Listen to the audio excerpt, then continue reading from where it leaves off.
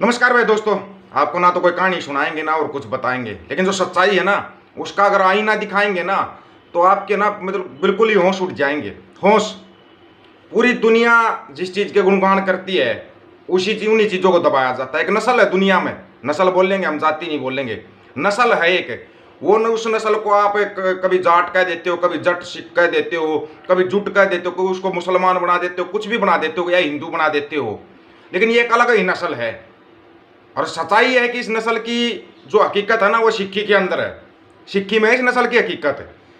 ये आज से नहीं होता है इस नस्ल के साथ। कहीं हम ये सोच लेते हैं ले भाई अभी हमारे ऊपर इतना जुल्म हो रहा है, या जैसे जंतर मंतर के ऊपर पहलवानों के साथ जो हो रहा है वो अभी हो रहा है। नहीं, ये लोग सदा से ही आप लोगों से इतने चिढ़ते आए हैं जो इन्होंने आपके इतिहास को मिटा दिया। आज जो बातें बताएंगे अगर आपके रोंगटे ना खड़े कर दे तो बता देना, और उसमें 1% भी झूठ मिल जाए तो आप इतिहास को खंगाल के भगा देना। खंगाल के पूरा इतिहास चेक कर लेना आप। अगर उसमें इतना सा भी झूठ मिल जाए ना, गारंटी अपनी होगी।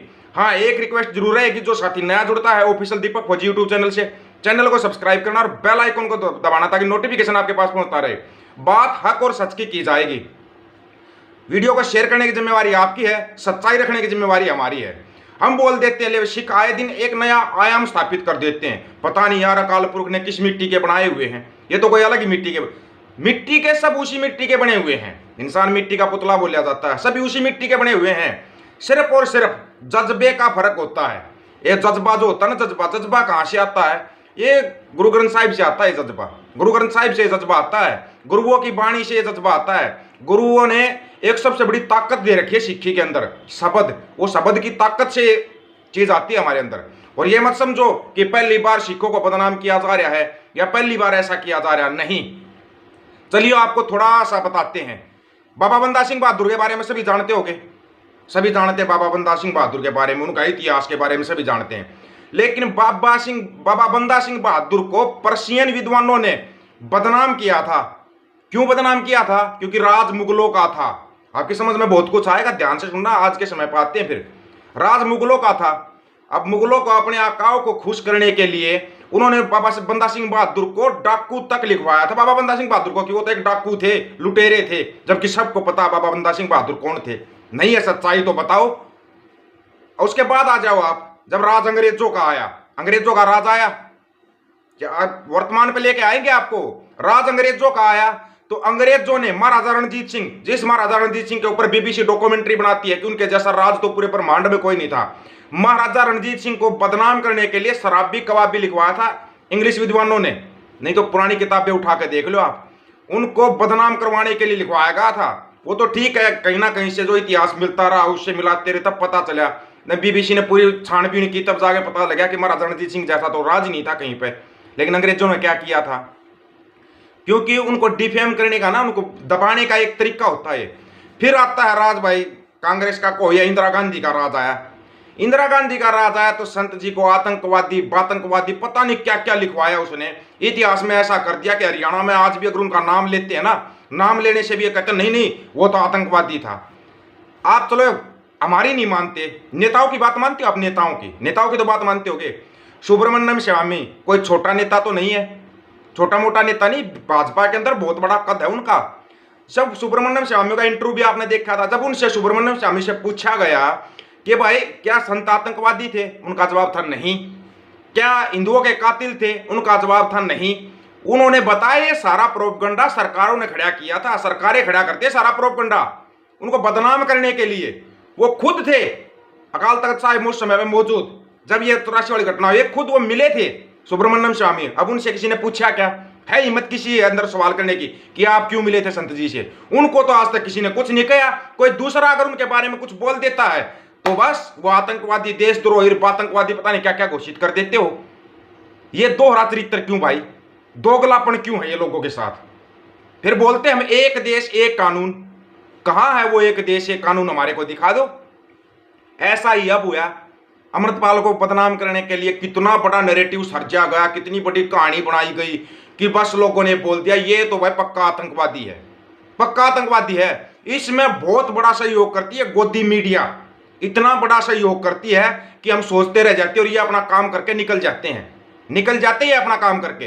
अरे गोदी मीडिया बेशर्मो, बता दो ना, सिखों ने भी एक वर्ल्ड रिकॉर्ड बना दिया। बताओ क्या वर्ल्ड रिकॉर्ड बनाया है, बताओ अगर किसी के अंदर हिम्मत हो तो। सिखों ने एक वर्ल्ड रिकॉर्ड बनाया, क्या वर्ल्ड रिकॉर्ड बनाया भाई, बताओ अगर किसी ने दिखा दिया हो तो, आज तक दिखाया हो तो।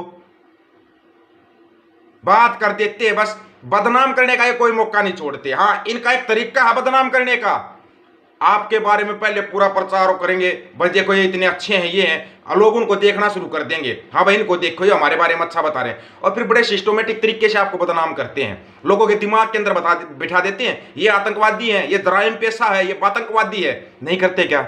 जाटों की तो कहानी पलटी कर दी हरियाणा के अंदर, यूपी के अंदर, राजस्थान के अंदर जाटों की कहानी पलट दी। कैसी कैसी कहानियां बनाई गई, जाट बलात्कारी, जाट हत्यारे, मुसलमानों के बारे में कैसी कैसी कहानियां बनाई जा रही है। जब विदेश से डांट पड़ती है तो बस मुसलमानों का भला करने के लिए चल पड़ते हैं। नहीं हो रहा हो तो बताओ, नहीं चल रहा क्या ये देश के अंदर? इसमें सुधार कैसे आएगा? सवाल अब ये, इसमें सुधार कैसे आएगा? सुधार नंबर 1, अपनी एकता बनाओ, अपनी एकता बनाओ, जो कि मुश्किल है, नामुमकिन तो नहीं है ना, नामुमकिन नहीं है, थोड़ी मुश्किल है। अपना संयुक्त पंजाब की बात करते थे हम, उस संयुक्त पंजाब की बात को दबाने के लिए कितना बड़ा नैरेटिव सरस दिया इन लोगों ने, किसी की समझ में ही नहीं आया। समझ, वो संयुक्त पंजाब तो एक होगा वो एक 96 करोड़ सिंह बोले थे, वो भी सजेंगे, चाहे कोई कितना ही जोर लगा लो, जोर लगा लेना, 96 करोड़ सिंह भी सजेंगे, खालसा राज भी आएगा, संयुक्त पंजाब भी एक होगा। ये अगर अपने काम को इतनी आसानी से, ये कभी एक दूसरे की काट करते नहीं करते, लेकिन हमारे वाले एक दूसरे को काटने के लिए तैयार रहते हैं, तैयार रहते हैं एक दूसरे को काटने के लिए। तुम्हारी यही है ना, शब्द तो है लेकिन यूज करना ठीक नहीं है सोशल मीडिया के ऊपर, आपको बताना यूज करना ठीक नहीं है। ये तुम्हारे दिमाग के अंदर जो गोबर भरा हुआ ना, ये गोबर खाना मुंह पीना छोड़ दो, तुम इंसान बन जाओ, इंसान, और अपनी एकता बना लो। तब तक तुम एक नहीं हो जाओगे ना, तब तक तुम्हारा भला हो ही नहीं सकता। एक उंगली को पकड़कर कोई भी टब तोड़ देगा, 5 करोगे फिर भी अलग अलग करके तोड़ देंगे। बंद मुट्ठी बनना सीखो। कहां से तोड़ देगा कोई? तुम्हारी ताकत है एक बंद मुट्ठी, तुम्हारी ताकत है एक संयुक्त पंजाब, ये ताकत है तुम्हारी। लेकिन समझाने वाला सही बोल रहा है, 140 करोड़ की आबादी है, इसको समझाना बहुत मुश्किल है, बहकाना बहुत आसान है। कोई भी ढोकी पाखंडी आता तुम्हारे को बहका के चला जाता, वो तुम्हारे को पागल बोलता, मूर्ख बोलता, हाँ बस बस बहुत बढ़िया बात बोल रहा है, मार का समय की बीड़ी सिगरेट है, और वो कुछ भी बोल कर चला जाता है और तुम सुनते हो उसको आराम से। अरे वो चलमची है, ऐसा ही करते हैं, चलमची है वो सभी के सभी, उन चलमचियों ने तुम्हारे को बदनाम किया है, लेकिन तुम्हारी समझ में नहीं आता। कोशिश हम भी करते रहेंगे, छोड़ेंगे हम भी नहीं, कहीं सोच रहे हो साथ छोड़ देंगे ना, तब तक कोशिश करते रहेंगे जब तक ना संयुक्त पंजाब एक नहीं होता। चिड़िया वाली कहानी आपको बता दी थी, वो चिड़िया वाली बात है, अपनी चोंच में पानी लेकर डालते रहेंगे, इस आग को शांत करते रहेंगे। कितनी आग लगाएंगे, उस आग को शांत करते रहेंगे हम, ये नहीं कि इसको ऐसे भड़कने ना, कभी भी नहीं। दोस्तों एक रिक्वेस्ट रहेगी, वीडियो को ज्यादा से ज्यादा शेयर कर देना, ताकि किसी की समझ में आ जाए कि सरकारें कैसे खेलती हैं, समझ में आ जाएगा किसी की। मैं आपको भगवंत मान साहब के कारनामे बता दे तो आप हैरान ही रह जाओगे, ठीक है, हैरान रह जाओगे जो कारनामा इन्होंने किया, बनते ही कर दिया। भगवंत मान साहब आप बंदी सिंह रिहाई के मोर्चे में गए थे, जो पहले पुराने टाइम पर लगा था, मुख्यमंत्री नहीं थे, वहां के आपके शब्द याद है या भूल के? बस इतना ही बता देना मैं दोस्तों, उन्होंने वहां पे क्या क्या बोल रहा था, नहीं तो हम सुना देंगे क्या क्या बोल हुआ इन्होंने वहां पे। वीडियो देख लेना, आपकी आंखें फटी की फटी रह जाएंगी। वहां पे तो बड़े भाषणबाजी कर रहे थे, अब क्या हो गया? ये है हकीकत।